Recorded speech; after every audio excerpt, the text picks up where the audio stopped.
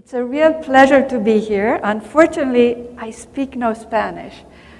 So I decided, and since most of the audience are students, I decided to make this into a tutorial about graphene and about what happens when graphene becomes imperfect by making holes in it.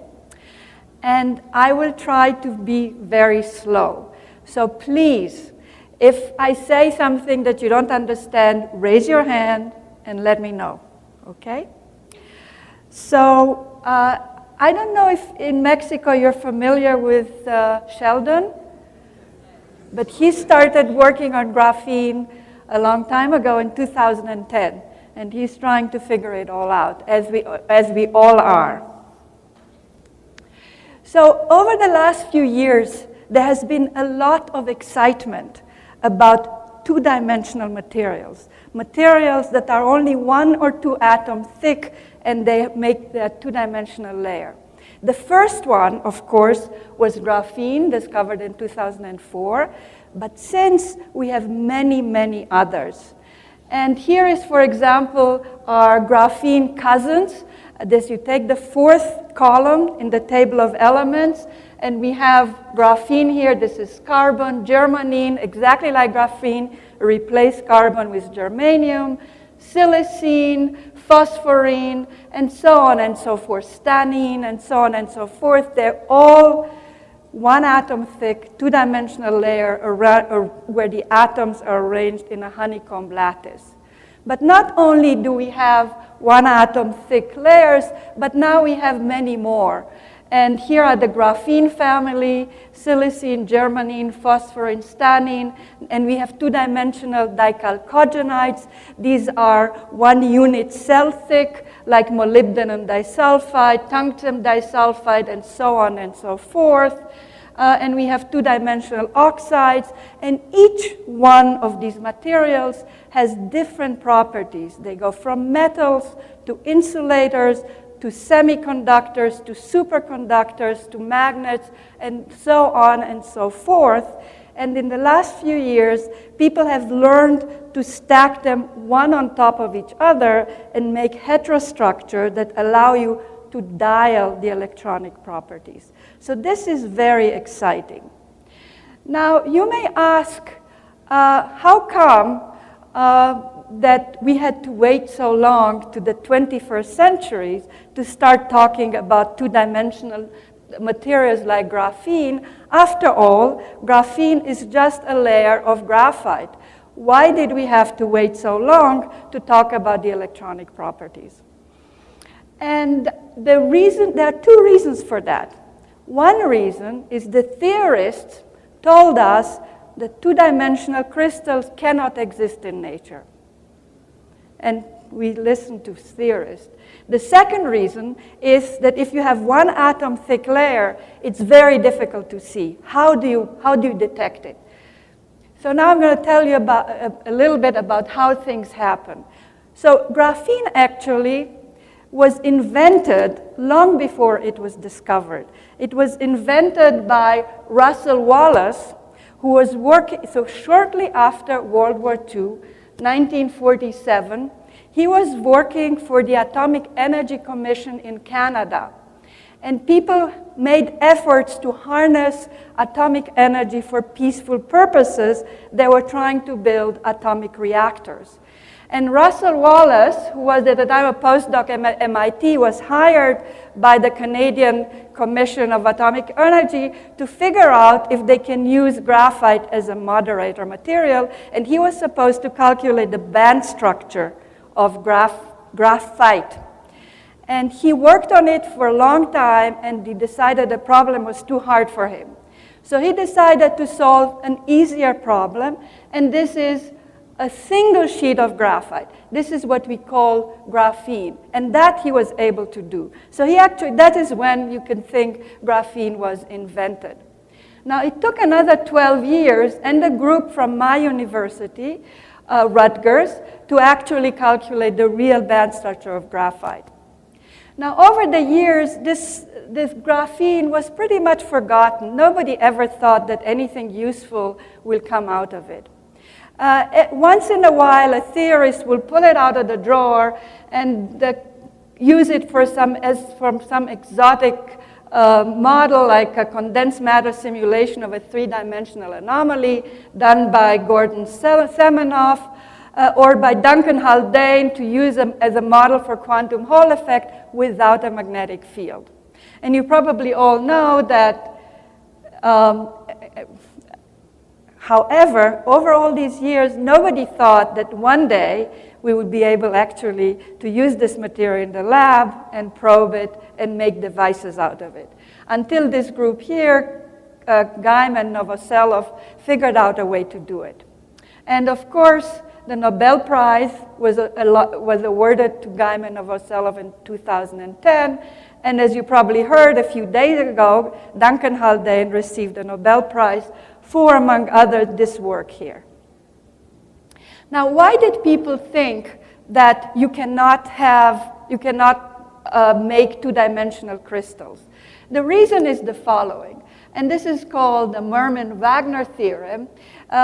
If you have a crystal in 2 dimensions, you have long-range fluctuations due to temperature, and they cost very little energy. So therefore, since they increase the entropy, they will favor having fluctuations rather than sitting in a 2-dimensional plane. Now, there is a very nice way of showing this, and this is a simulation done by Fasolina, and here what she did here is take 400 carbon atoms, throw them inside a box, and numerically heat them up to 2,000 degrees Kelvin. And what happens, it's very interesting to look at this simulation here. You see the carbon atoms will come together, they will make chains, eventually you will see a buckyball form, maybe you will see a nanotube, but no matter how long you watch this video, you will never see a flat sheet of graphene because of these fluctuations. So then you may ask, how come we actually were able, Gaiman Novoselov were able to isolate a 2-dimensional layer of graphite? And the idea was extremely simple. And here was the idea. Now we know that graphene exists inside graphite. So it's just a layer of cards. So what if we just, like a magician, we pull out one card out of this stack of layers and just take one of them. So this was the idea. And the way it was implemented is, now think about a pencil. Now graphite was discovered many years ago in the 16th century, and we've been drawing with pencil on paper ever since. Now when you draw with a pencil on paper, what you do, you leave behind on the paper debris, which are layers of graphene or many layers of graphene, and this is what it looks like. The problem is that we never knew that by putting pencil to paper, we actually make graphene. And the reason is because we could not see a single layer. So how did Gaiman Novoselov manage to see this? And here was the idea. He said, okay, let's write with the pencil on top of this wafer. This is silicon covered with 300 nanometers of silicon oxide. And they were pretty lucky. And we looked under a microscope. Now, what happens when you shine light on this? So you have a beam that is reflected from the top graphene layer here, and another beam that is reflected from the interface between the silicon and silicon dioxide. And that, if you have the right conditions, this will lead to destructive interference, which is a little shadow. And here's a calculation of what happens when you have an interface like this. This is the wavelength of the light that you use, and this is the thickness of the silicon dioxide. And these dark bands here are the condition for having destructive interference. So they were very lucky. They were using about 300 nanometer of silicon dioxide, so they were here, and they were using green light. This is really a sweet spot for seeing it. And what they saw in the microscope is something like this. And this trace here is an atomic force microscope which measures the height of the layer. So here you have a single layer of graphene. The height is 0.3 nanometers. Bilayer of graphene, it's 0.6 nanometers. And tri-layer of graphene, 0.9 nanometers. Now, to show you how lucky they were, imagine that they were using 200 nanometers of silicon dioxide here, and they tried it, they see nothing. So this was a real stroke of luck. As usually happens in science, it takes not only to be clever, but you have to be lucky too. Now, what is graphene? One of the forms of carbon that carbon makes bond is the sp2 hybridization. In the sp2 hybridization, 3 of the valence electrons are arranged in a planar configuration, and there's 1 electron sticking out in a pi orbital. Now, this is the configuration that you all know from, for example, the benzene ring, one of the most stable chemical molecules. So if you put hydrogen here, you have a benzene ring. Now, if instead of hydrogen, you replace these bonds with another carbon, what you get is a tiling of space, which is what we call graphene. So the sigma bonds give it the stiffness and the two-dimensional structure. Sigma bonds, as you probably know, are the strongest in nature. So it's very hard to pull it apart. And they're flat, so therefore you get very stiff material and also very strong material. The pi bonds, which sticks out of the plane, give it electronic properties. So the pi bonds, you have electrons that are seeing this periodic structure, and this is where the electronic properties come from. Now, if you look at this structure, this is a honeycomb structure. It's a very strange structure. Why is it strange? Here I'm going to put dots here. So the red atoms here, see, have a green neighbor north, but no neighbor south. The green atoms have a red neighbor south, but no neighbor north. So these are 2 lattices which are, so each one of these lattices, the green lattice, it has a perfect periodic structure, so does the red lattice, but the honeycomb lattice is not really periodic in the sense that not every atom sees the same environment. We call that a Bravais lattice, as you know, and this is a non-Bravais lattice. This is very important for the electronic properties. So the honeycomb structure is non-Bravais. That means that we cannot describe the electron that moves in the potential of these 2 kinds of atoms by a single block wave function. So let me just remind you, when you have normal metals like copper or gold, the band structure is described usually by a parabolic relation, so the energy goes like the square of the momentum. And we know from classical mechanics, if the energy goes like the square of the momentum, the prefactor is just a mass, so we always call everything that we don't know about the system an effective mass. And you have a very nicely behaved, the electron that moves in this potential are very nicely behaved. Now, in the case of graphene, this is very different. Because we don't have a Bravais lattice, we get strong diffraction from the lattice, and instead of having such a nice dispersion, we have something that looks like this. So let me summarize the electronic properties of graphene, which I'll describe in a moment. There are only 3 ingredients that go into it. The fact that it's 2-dimensional, the fact that it's a honeycomb structure, and the fact that we have identical populations on the 2 sublattices. So in order to write the wave function of an electron on this lattice, we have to write it as a linear combination of block function on the red atoms and the green sublattice and the red sublattice with some prefactors here, 2 prefactors, which immediately you see look like a spin. So we have a new degree of freedom in this system, which is called a pseudospin. It's like a spin, but it's described by Pauli matrices, which operate on the lattice degree of freedom rather than on spin. So this is our band structure. This is the same band structure that Russell Wallace calculated, except that his pictures were not so pretty, but everything else was the same.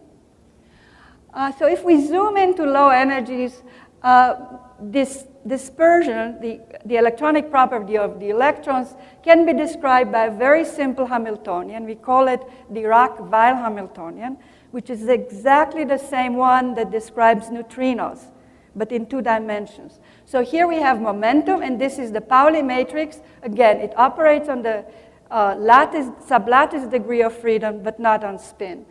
So the band structure consists simply of 2 cones at these 2 points in the Brillouin zone.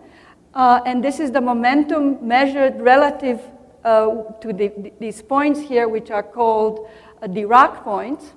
And these 2 cones are related to each other by time reversal symmetry. So if you take time and run it backwards, you're going from one cone to the other.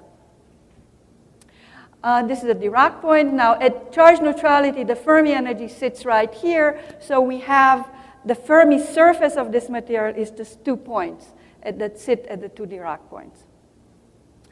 Now, the dispersion here, the energy of the electron, instead of then going as the square of the momentum is linear in the momentum.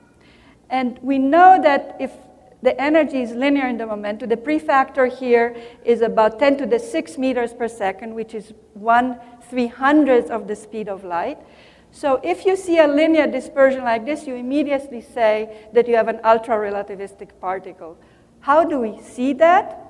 If we go back to our undergraduate relativity, the energy is, if you write the relativistic expression, you have speed of light here, momentum, and the rest mass of the particle, and this is the total energy. Now, if you take the momentum to be 0, the particle is at rest, you get the T-shirt equation, E equals mc squared. On the other hand, if you take the mass to be 0, you get E goes like c times p, which is what describes the motion of photons or neutrinos, of an ultra-relativistic particle. And this is why we call these massless Dirac fermions. They are massless because the mass is 0, Dirac fermions because they are electrons and they are fermions. One last thing is that this operator here is the projection of the pseudospin on the momentum, and it can be either parallel to momentum or anti-parallel to the momentum. This is called the helicity operator. This is a good quantum number, therefore this is a conserved quantity. So once the pseudospin is parallel to the momentum, it cannot switch. So for example, in this cone, you can think of it as turning this way. Red is the red sublattice, green is the green sublattice, and they're always parallel. Here they're always anti-parallel. So the bottom line is that we cannot scatter between these 2 cones. There's no backscattering. The helicity has to be conserved. So there's a strong selection rule against backscattering between the 2 cones. On the other hand, we cannot backscatter inside the cone because that would require taking the wave function and moving from the green sublattice to the red sublattice. So the bottom line is that we have very high carrier mobilities, and it's impossible to confine the electrons with electrostatic forces. Now, if we have a conical band structure and you look at the density of states, the number of electrons that you could put here, it's linear in energy. It vanishes at the Dirac point. And the reason it is linear rather than piling them all up here is because these are fermions, and you cannot put 2 fermions in the same electronic state. So here is a device, the same device that Novoselov and Guy made, and the same device that we make in our lab. We have silicon dioxide, we put graphene on top, we put 2 electrodes here, and we apply a gate voltage.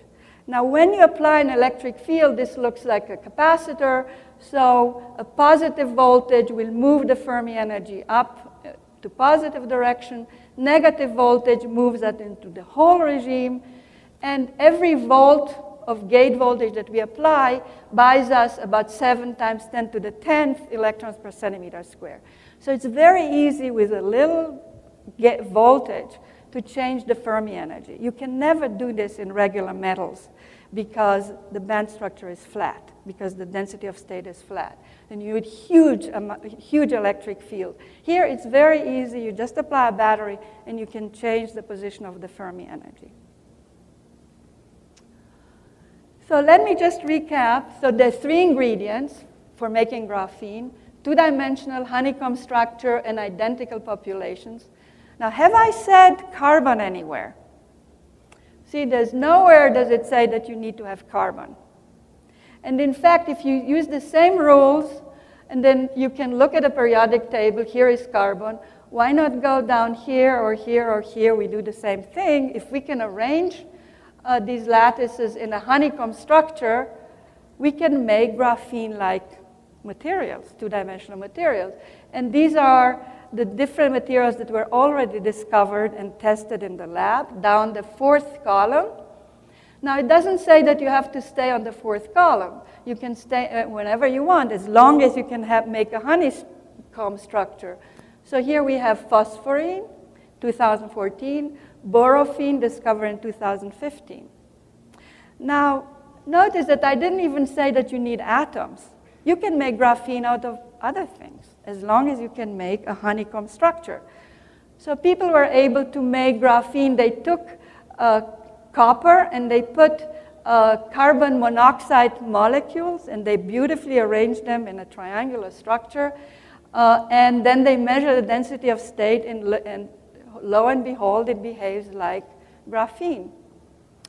Cold atoms. You arrange the cold atoms in a 2-dimensional honeycomb structure. Again, you get a band structure that looks like graphene. And you don't have to stay there. People manage to make graphene-like structure with microwaves and with others, and with optics, with optical lattices. It's actually interesting, since I've been talking about neutrinos, to compare electrons in graphene to neutrinos. So you know, neutrinos move at the speed of light. Electrons in graphene are much slower. They're 300 times slower. Neutrinos, we know, have a small mass now. We don't know yet about graphene. Neutrinos are uncharged. Electrons in graphene are charged. They both have spin of a half, but neutrinos don't have a pseudospin. Also, we only have left-handed neutrinos. With graphene, we have both left-handed and right-handed. Now, one interesting thing and one couple of questions that one can ask, remember the fine structure constant that controls electromagnetic interaction is given by square charge of the electron, Planck's constant, and the speed of light. And it's a very, very small number. We are lucky that it's such a small number. Now, in graphene, everything is the same except that the speed of light is much slower. It's the Fermi velocity. So the effective fine structure constant that controls the interactions in graphene is a much larger number. It's actually 2. Kappa here is a dielectric constant of the substrate. So the questions that we can ask when we study electrons in graphene are, what is the physics of a neutrino condensate? Because we can pile them up. What is the physics when we have large alpha? We cannot probe physics at large alpha in our real world, but here we have an opportunity to probe it. And this is the focus of the next part of my talk. So I'm going to talk about vacancies in graphene. So far, I've told you about what happens when you have perfect graphene. What we decided to do is to make graphene imperfect. So instead of leaving the graphene sheet as it, we were plucking out individual carbon atoms and looking at what happens. So perfect graphene has all these wonderful properties, and you can read about them. There's a long, long list of superlatives. It's the thinnest imaginary, stiffest, most stretchable, record thermal conductivity, and so on and so forth. So what we're going to do is destroy some of its structure and see what happens. I'm going to focus on actually one aspect here, and that is because these are chiral, the electrons in graphene are chiral, they have a certain chirality, and you've seen that they cannot backscatter. If I have a barrier a tunneling barrier. And I send an electron. The Dirac point always rides on top of the external potential. So on this side, the electron sits in the electron sector here. And this is what I'm going to do. It cannot scatter back. It must go forward because there's no backscatter and strong selection rules against it. When it comes under the barrier, it turns into a hole. No problem to go through. Comes up, it turns back into an electron. This is called Klein tunneling. It used to be called Klein paradox, but there's really no paradox here. It's really very straightforward. So what this means, no matter what kind of electric field I will put in my graphene, I cannot confine the electrons. They go through anything. You cannot stop them, and that's why you have such large mobilities, such large conductivities. The other property is the absence of magnetic moment. I'm not going to talk about that because I'm not going to have time for that, but this follows directly from the fact that this is a bipartite lattice with an equal number of electrons or spins on both sides. So we have the same number of green atoms as red atoms. Spin is up on the green sublattice, down on the red sublattice. The net spin has to be 0. And therefore, graphene is one of the most diamagnetic materials known, other than superconductors, of course. And you can take a list here. This is the dielectric. So superconductors have a dielectric of -10 to the 5th here. Pyrolytic carbon is close behind. Carbon graphite is also here. So it is very diamagnetic. Okay, so it repels magnetic field. You can actually levitate magnets on top of graphene or graphite. So I'm going to just focus on this part in this talk. So what we're doing is we are going to we're going to pluck out a carbon atom. And let's look at what the properties of a vacancy are. So this is perfect graphene. This is a density of state. So energy, density of state, here's the Dirac point. So we have the Dirac bands. And when we pluck out a carbon atom, we are removing 4 electrons from the valence band. We're removing 3 electrons from the sigma band and 1 pi electron. And what happens here are the sigma electrons, they sit deep, buried at low energies, and this is the pi electron which sits here at the Dirac point. So because of the crystal field distortion, you lift this degeneracy, so we have a sigma bond sitting here and the doubly degenerate bond sitting here. What essentially happens, 2 of these orbitals, sigma orbitals, hybridize, and 1 stays dangling. So these are the 2 sigma orbitals, and here we have the dangling bond, and then you have a Jahn-Teller effect, so you have 2 spins up and down sitting at the bottom, and 1 electron sitting here in the dangling sigma bond. So that gives you a spin of a half, and then you have the electrons from the pi band, which is sitting here. And there is a ferromagnetic interaction between them, therefore they are unscreened. They both point in the same direction. So we have a localized state, 1 Bohr magneton sitting here, and we have a quasi-localized state sitting on the other sublattice here. So in the end of the day, the density of states looks like before, except here at the Dirac point, we have a strong resonance. So this is a so-called zero-mode peak, and it's a direct consequence of the broken sublattice symmetry. And this is very important for our experiment because we're going to use this to measure the charge of the vacancy.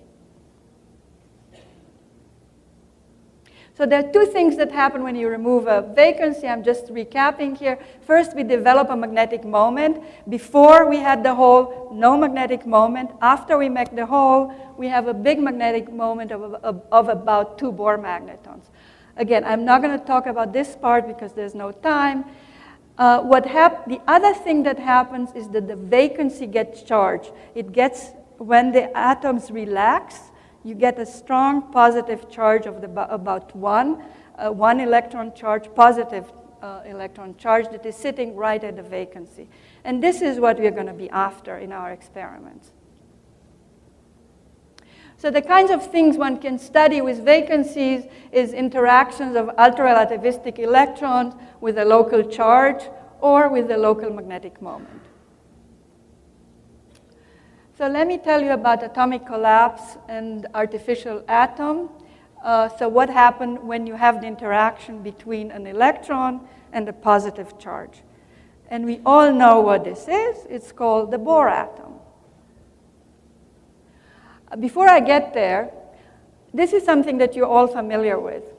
I don't know if everybody knows what the heaviest element is here. It doesn't even have a name. It's Unu Noctium. It's 118. It's Latin, I think, for 118. We haven't found a person to name it after. These atoms here live very short time.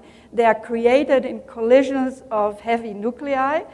There was some time ago, there was a report from Berkeley, I think, of 119, but that turned out to be a mistake.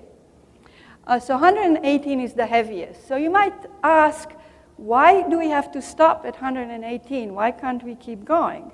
There's two reasons for it. The first reason, we have a hard time making the nuclei stable. The nuclear force is such short range that when you make the nucleus very fat, it can no longer hold the nucleons at the periphery. But the other reason is, even if we could have the nuclei stable, is the phenomenon of so-called atomic collapse. What happens when the charge of the nucleus is sufficiently heavy, the electron starts falling in. They can no longer be held in orbits, and they fall in, producing positrons. So this is called atomic collapse. So here, this is our Bohr atom. So you write the kinetic energy plus the potential energy. You throw in some quantum mechanics by saying that replace the momentum by h bar over r, and you end up with this very nice equation here, which is just the rest energy of the electron, and rho here is the distance, and for convenience, I'm measuring the distance in units of the Compton wavelength so that the equation looks very simple. So in units of the Compton wavelength, rho is the distance in units of Compton wavelength. Beta here is proportional to the charge of the nucleus, Z, and alpha is the fine structure constant, 1 over 137, very small number. So this is called the Coulomb coupling constant.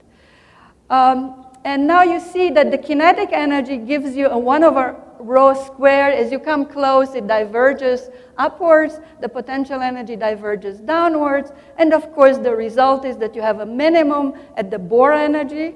You get a length scale, which is just the Compton wavelength divided by beta. And you get an energy scale, which is the Rydberg, which we all know and love. This is simply the Rydberg in units of mc squared. So the Rydberg is mc squared multiplied by this coupling constant beta squared, which is a very small number. So we get the Rydberg sequence when beta is a very small number, which works very well for light nuclei. You get a Rydberg series, and everything here is correct, is completely correct. Now, when we make the nucleus heavier, when Z becomes heavier and heavier, the Rydberg becomes bigger and bigger. So it starts sinking down, and eventually it becomes comparable to the rest energy, or it sinks into the Dirac vacuum. And we know that when the energy becomes comparable to the rest energy, this equation is no longer correct. You have to include relativistic effects. And when we include relativistic effect, the energy here has to be replaced by the energy that we've seen before. And the formula is slightly modified compared to before, but not much. We still have the kinetic energy going higher as you approach the nucleus. Potential energy is negative. So again, we get a Bohr characteristic length scale, which is simply the Bohr radius multiplied by this 1 minus beta squared. The Rydberg is again the same thing, but you have a 1 minus beta squared here, which is very annoying. Why is it annoying? And Dirac noticed this in 1928. The problem is that all works well, but when beta becomes 1 or larger than 1, you have no solutions. Your Hamiltonian becomes non-Hermitian, you get imaginary solutions, and this is no good. So you have a critical value, and there's no solutions, and therefore, where does this happen? When Z is 137. So the heaviest nuclear atom that you can have is with Z 137. You can't go any higher, even if you could have stabilized the nuclei. Notice that this is just one of the fine structure constant. So that's why I say we're pretty lucky to have such a small fine structure constant. Because if the fine structure constant was 2, we couldn't go far beyond hydrogen. Now, soon after that, Schwinger and Zeldovich noticed that we can do better here. This assumes that we have a point nucleus. But in fact, the nucleus has a finite size. And if you take the finite size into account, we can continue the solutions beyond 137. Actually, the solution can go up to 170. So this is what, here is the energy. So here you have the gap, the mass gap here. Our table of elements lives here. This is where the Dirac where beta is 1. You can continue a little bit, but this is beta critical 1.24, beyond which you can no longer go. And what happens here, the electron starts falling into the nucleus. So when Z is smaller than the critical value after taking into account the finite size of the nucleus is 170. You have a Rydberg atom. If you go above that, you have the electron just fall into the nucleus, and you get spontaneous emission of positrons. Now, nuclear physicists for many decades have been trying to create this super heavy nuclei, and they've been looking for the spontaneous generation of positrons. So far, they have not been able to see that, not in a conclusive way. Okay, 10 minutes, okay. Okay. So if we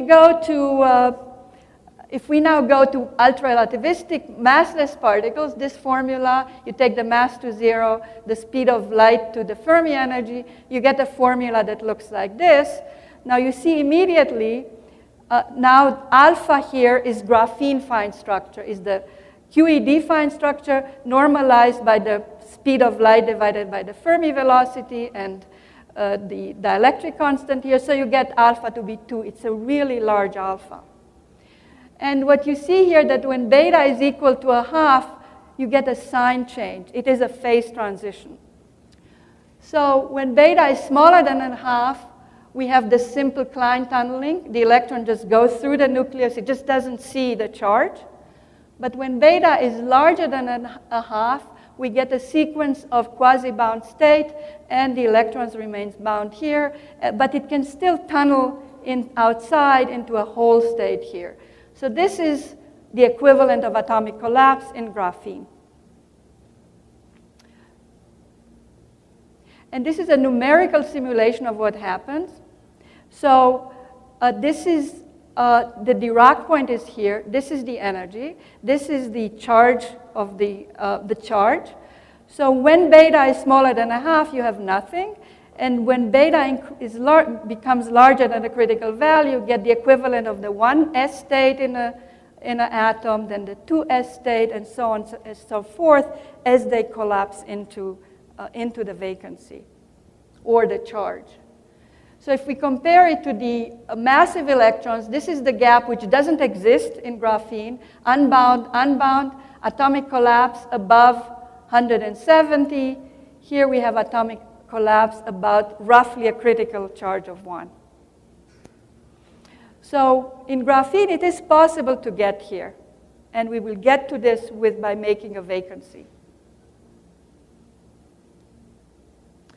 Now, the technique that we use to measure, to characterize what's going on is scanning tunneling microscopy. This is something very simple. You bring a sharp metallic tip to your surface, apply a voltage here, and you measure the current without touching here. And the current here has 2 components. It's exponential in the distance between tip and substrate, And therefore, it can, when you raster it by keeping the current constant, you can extract the height. So this is what graphene looks like when you look at when you do tunneling microscopy. Another quantity that you can deduce here, d here, is the density of state. So if we take the derivative of the current with respect to the bias, you get access to the density of states. And this is what we do with spectroscopy. So you get the derivative of I versus bias voltage, and you get something that looks like this. So for example, for graphene topography, the perfect graphene, we see these beautiful atoms sitting on this honeycomb structure. Density of state is linear and vanishes at the Dirac point. And when we apply a magnetic field, we see Landau levels, which I'm not going to talk about. So the next thing that we do, how do we make vacancies? We start with pristine graphene. We bombard it with helium ions, and they knock out single carbon atoms.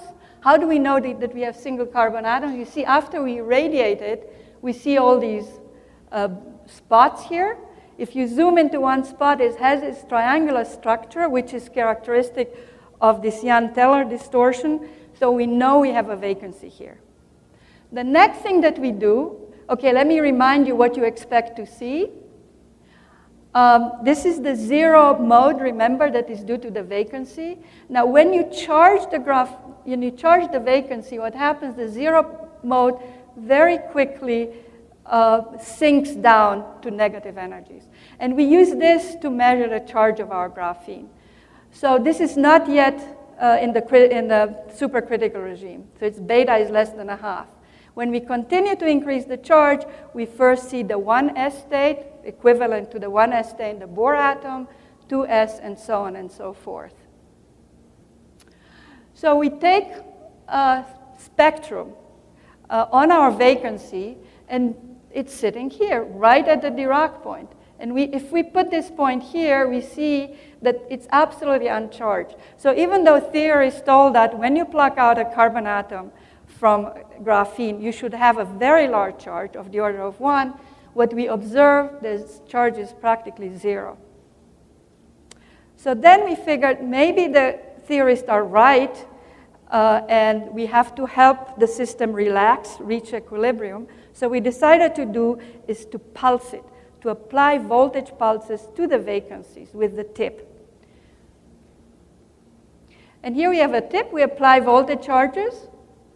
And you see, as more and more, as we apply the charges, this peak starts moving down in energy, as you expect when you charge the vacancy. And in fact, we can put all these points on the theoretical curve, and indeed, we are walking down this branch here. Indeed, we are charging the vacancies. And now we keep going. Why stop here? We keep going. And we start moving on the second branch. So here we see the 1s, and eventually we even see a little bit of the 2s coming in here. So we have created this artificial atom. This is already in the regime of atomic collapse. And we have seen actually this is like an artificial atom because you have 1s and 2s states here. The 1s prime here is a satellite that comes from the broken sublattice symmetry. You don't have it if you just put a charge without a vacancy, without breaking the sublattice symmetry. And these resonances are very different. The zero mode peak is extremely sharply defined. It really sits on top of the vacancies. But the collapse peaks, these artificial atom peaks, are very broad. So whereas this is about 2 nanometers in diameter, this is about 20 nanometers. It's huge. And the reason it's so large is because it's leaking out into whole state. We have the equivalent of positrons. I'm going to be there. So now we focus on this spectrum here. So we charged to 1.0, beta equals 1.09. And we look at it as a function of distance from the center. And you see in the center it's like this, and we see how it decays. And now this is a simulation that shows you the dependence of the density of state is a function of distance. So the 2s state is up to this distance here, 1s prime state. 1s state has a satellite here, has a halo here, which are the holes, or the equivalent of the positrons. So if this is the Dirac point here sinking rapidly because we have charge, so everything on this side of the Dirac point, under the Dirac point, is holes. Everything above it is electrons. And now we can make maps at given energy. So this is before charging. So there's nothing really that you can see. This is a dI/dV map. It's a density of state map. The 2s state, now I can image it. So the electron is confined here. I don't see a whole halo here yet. The 2s prime state, 1s prime state, and finally the 2s state, this is the 1s state, right? Here. And you see the beautiful halo that is formed here. This is the equivalent of the positrons. So you have a captured electron. First of all, we are able to capture the electrons with an electrostatic potential. And secondly, we created a sort of an artificial atom. So here is a mechanism to confine the electrons in graphene. But you have to go above a critical value. And this is my last slide. We can also gate, we can change the carrier density, we can gate it. So we can measure beta, the effective charge, as a function of the carrier density in graphene. Oops. So when we have, when we are on the electron side, on the hole side here, and as you approach the Dirac point, which is here, beta keeps increasing. The reason it keeps increasing is you have less and less screening. So the effective charge is much larger. But interesting, when you move to the electron side, it sharply drops to 0. So this is a mechanism to turn this confinement on and off with the gate voltage. And it only takes a few volts to go from here to here. So there's a capture, it's like a switch. You capture it and you let it go at will. This is my last slide. And this is what enables me to jump to the last slide. So let me summarize. So what I showed you is that the vacancy in graphene can stably host a positive charge, and that you can drive this charge into the supercritical regime, and when the effective beta, or the effective charge, is larger than the critical value, we observe a sequence of quasi-bound state. It looks like an artificial atom. The charge is gate tunable. The next thing to do in this series is we plan to make a line of these vacancies and send a beam of electrons onto these vacancies, and then we can turn it on and off so it can act, for example, like a transistor, or a way to guide the electrons in a way that you guide light. And these are the people who did the work, this experimental team, and we have several collaborators. Substrates, boron nitride substrate came from Japan, Taniguchi and Watanabe. Our theory collaborators or atomic collapse are in Francois Peter's group, Dean Moldovan, who just defended his thesis, and a postdoc, Masoud Masir. I didn't talk about condo screening. And thank you very much for your attention.